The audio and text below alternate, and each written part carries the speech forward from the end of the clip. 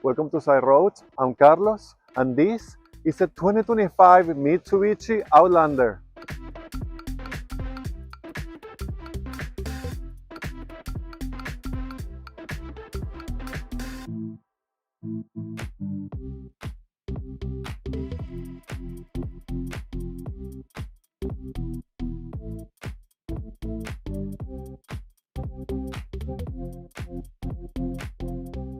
So the 2025 Mitsubishi Outlander comes with a 2.5-liter four-cylinder engine that produces 181 horsepower and 181 pound-feet of torque. It comes with the legendary Mitsubishi all-wheel control, and the engine is paired to a CVT.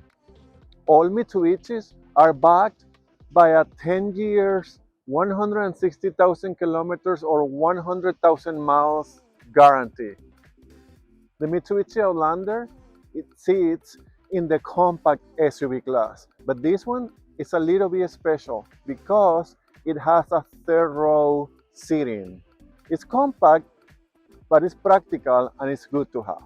So sitting in that class, the Outlander competes with cars like the Chevrolet Equinox, the Ford Escape, the Mazda CX-5, and the somehow sister Nissan Rogue that shares platform with the Outlander. And as you can see, it is pretty competitive. It's right there in the middle or the average for the class, which is good. This car has a lot to offer. The standard safety features for the 2025 Mitsubishi Outlander are things like lane departure warning, forward collision mitigation, rear automatic emergency braking, blind spot warning, rear cross traffic alert, and driver attention alert. If you go up the ladder on the trims, you'll get a few extra safety features. Fuel efficiency for the Outlander is 9.8 liters per 100 kilometers city and 7.9 liters per 100 kilometers highway, which is 24 mpg city and 30 mpg highway. Price for the 2025 Mitsubishi Outlander starts in Canada around 36,000 Canadian dollars. The top trim goes to around 47,000 Canadian dollars. Our test vehicle, which is the top of the line, is priced at around 48,000 Canadian dollars. In the US, the base price starts around 29,000 US dollars, and the top trim comes around 40,000 US dollars. The 2025 Mitsubishi Outlander interior. The materials are mostly, for the most part at least, nice and soft and high quality and very good looking. The doors are wrapped in leather too, and they are all soft, and the touch points are good and very well located, so you can drive and chill while driving here, comfortable. That is good. 4 power windows with 1 touch up and down, and 2 memory seats for 2 different drivers, and that's also linked with the keys. So if you each one has a different key, all the settings will remain depending on the key. That is good. We have a 12.3 inches digital gauge cluster, and it has been redesigned for 2025. The graphics are really nice and sharp, and you can configure this and you can have it in the different views, and also in the center there is all this information about the car that you can see, and also the car settings are mostly done here. So this is a pretty smartly done system. It's user friendly, which I like, and it has a bunch of functionality. That's good. There is another 12.3 inches infotainment screen here. This is new for 2025, so it's bigger and nicer. The graphics has been redesigned. The icons are big and easy to use. There is some standard functions here on the side, and you can also configure that and change the things that you want to look the most all the time. There are physical buttons here, including a volume knob too, and there is a little bit of piano black here, which is not ideal, but it looks good, at least now that this car is brand new. There's a little bit of piano black here too, and there is This portion of the dashboard is wrapped in leather and really nice looking. The infotainment comes with Sirius XM, Apple CarPlay and Android Auto in wireless form, so that is functional as well. The air conditioning controls are all physical buttons and easy to use and at reach while driving. This is all good stuff. The steering wheel comes wrapped in leather and is heated, at least on this top trim that we are driving.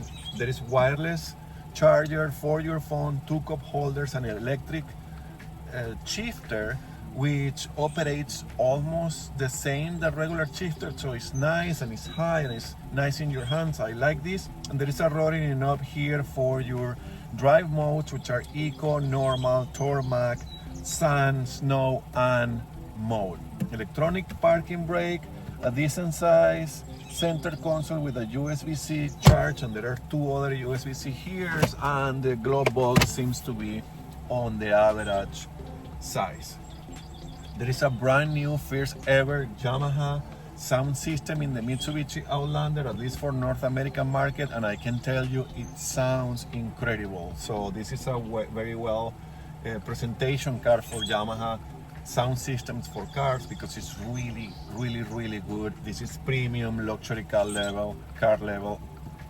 The sound of this sound system I really like. The seats are wrapped in semi-analyzed leather, and the design is nice and it's quilted, and there's perforator. The color is beautiful, and they are very comfortable. And we have a panoramic sunroof here. This particular unit, again, is a top trim, comes with a digital rear view mirror, which is always handy to have and not that common in this class, by the way. So I fit behind myself based on my driving position, and there is plenty of space for my knees and my height. There is a sunshade there, which is also not that common on this class for the rear passengers. The seats can be moved back and forth, they can recline, and there is a center armrest there. There are air vents, air conditioning controls, and the back seats are heated. Also, they split 60-40. Really comfortable to be sitting in the back. The trunk is big enough and practical enough for the class, I believe, and there is an extra feature in this car. There is a third row, which is also not common in this class. It is tight. I think it's designed for kids only, but it's good to have in case of an emergency. And the back seats, because they can go back and forth. There's a lot of travel in there, so I'm sure you can even fit an adult there in an extreme emergency. So it's all good. So how is to drive the 2025 Mitsubishi Outlander? It's really good. This is a very well-rounded car. I think this car does everything very well. I think it's competitive enough. I think it has everything that anybody will ever want from a car like this, a compact SUV. So it's really good. But for 2025, I think Mitsubishi has increased their game. Like, they have done so many improvements here that the whole living with this car for a week is an elevated experience. I really like this. Let me start with the insulation in the cabin, the sound. It is very quiet in here, and if you have seen my videos and you are one of my followers, you know that I say this a lot in the cars, which is only a reflection of cars are getting better. But to be truly honest, this one is not a normal level of quietness. They have done so much here that this is borderline premium luxury level of quietness for this cabin, and of course that makes the whole experience much better. So this has a 2.5 liter 4-cylinder engine, produces 181 horsepower as we talked before, and that's sufficient. That's plenty of power for this car and the size and the weight of this car, and it's also right there in the mix of the average for the class as well. So this level of power you will find across the board in many other offerings. on the segment. But because it's so quiet, you never hear the engine. You do hear the engine, but it's so quiet that you barely hear it. So you never feel or hear the engine struggling or working harder in those situations that you ask the engine to work harder. So to me, that makes experience less invasive from what is happening outside, meaning you are in your cocoon, you are here, you are quiet, you are with your music, you are with your comfortable seats. So you are having a much better driving experience and day because you are driving this car. That's how I can describe it. So that's really good. Then the suspension. The suspension has also been recalibrated by Mitsubishi on 2025 for this model. So I drove the 2025 4/5 plug-in hybrid of the Outlander, but that's a totally different vehicle for the weight and the technology and everything. So no, I haven't driven a previous Outlander, but it feels right. The car is comfortable. It's not overly floaty. It is responsive. I can feel the road, but there is no transmission. You can see the imperfections. I like feeling the road, so I like what I get from this car. But the thing is, the road and the imperfection does not affect the cabin. Does not upset the cabin. So whatever is happening, the cabin doesn't vibrate, the things inside doesn't vibrate. There is nothing weird happening or cheap feeling or budget feeling in here at all. This is really, really good. So those two aspects right there makes me feel that I'm driving a premium vehicle. And I have driven premium vehicles, and lately I have driven pretty good, expensive, premium luxury vehicles, and this is right there, and this is why I like it so much. The brakes are fine, they are responsive so far, and they can stop this car with no issue.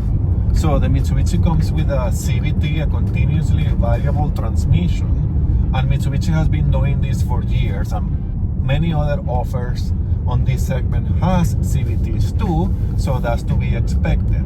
And the CVT has the CVT typical reaction, although this is supposed to mimic shiftings for 8 gears. I'm not sure I'm feeling the shifting. I think in down shifting or sometimes from stops, but that's pretty much it. This is a brand new car, has very little kilometers, so I think this is all getting to where it should be. But because of the cabin being so quiet, you don't feel how the CVT and the engine and all that behavior that goes up on revs, and like, you don't feel that here. So it's like you don't have a CVT, but it's quick and it's responsive and it builds power nicely, so the car never feels that it's wanting power or needing power, and that I also do like a lot. The steering weight is spot on to me. It's soft and nice, or it's comfortable enough, but there is a little bit of weight to it. It reacts to what you ask a car to do. I like the steering. I think that I like the responsiveness better on the PHEV, but this is still makes the car to feel a little bit sporty, and especially in cornering, because it's like quick. There's something about the steering that I really like, and the calibration that Mitsubishi have done here. So that's very, very good. Visibility is great.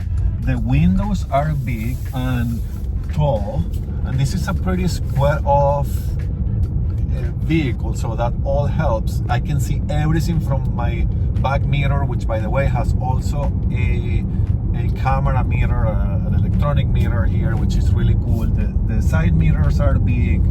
All the windows are big. There is an extra little window there after the C-pillar. The D-pillar is pretty thick for sure. That's typical on this type of cars, but I can see there you have blind spot monitoring and you have a 360 camera, so you are good for parking there, and parking sensors too.